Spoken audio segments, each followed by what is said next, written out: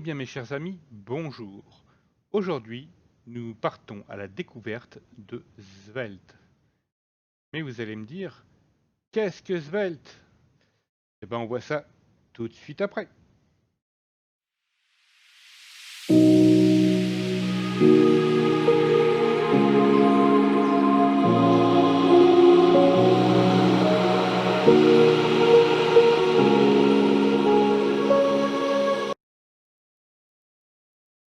Svelte, c'est le futur des frameworks JavaScript. Mais vous allez me dire, qu'est-ce qu'un framework?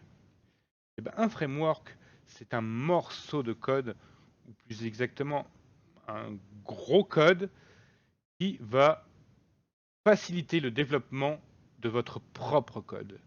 Un exemple tout bête, un accès à une base de données pourrait vous prendre entre 10 et 20 lignes de code, voire même plus, sans utiliser de framework. Alors qu'avec un framework, ça ne vous prendrait que 2 ou 3 lignes. Mais nous avons plusieurs frameworks. Les frameworks PHP, avec le plus connu d'entre eux, qui est un peu une grande usine. Vous avez le cœur du système, plus des modules qui viennent se greffer. C'est Symfony. Symfony est à la fois lourd, mais léger.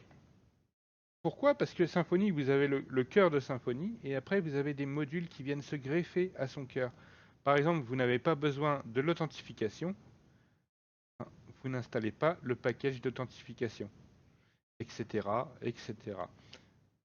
Mais ça, c'est très bien pensé de leur part, car les autres frameworks se basent sur leurs modules, comme par exemple vous avez Laravel, qui est le deuxième plus grand, qui utilise des modules Symfony. Mais vous avez aussi CakePHP qui utilise aussi des modules Symfony.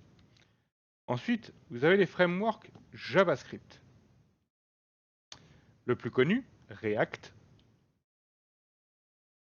Ensuite, vous avez Vue.js, qui est plus un framework côté visuel, donc ce qu'on appelle front-end. Et ensuite, vous avez Svelte.js.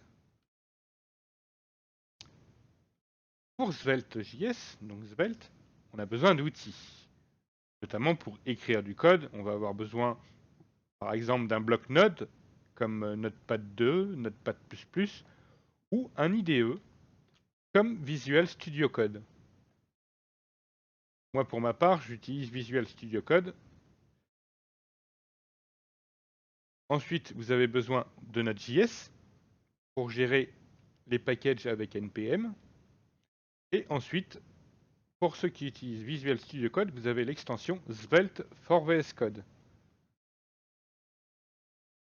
Donc, vous pouvez retrouver Visual Studio Code, créé par Microsoft, disponible à l'adresse code.visualstudio.com.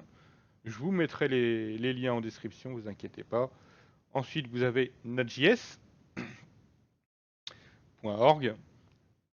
Vous avez la version LTS qui est plus pour la production. Current, c'est vraiment un développement test. Parce que c'est là qu'il y a la version d'après avec les bugs. La version LTS, c'est vraiment la version stable. Et puis l'extension Svelte for VS Code. Et bien pour la suite, mes chers amis, je vous retrouve dans la prochaine vidéo. Salut!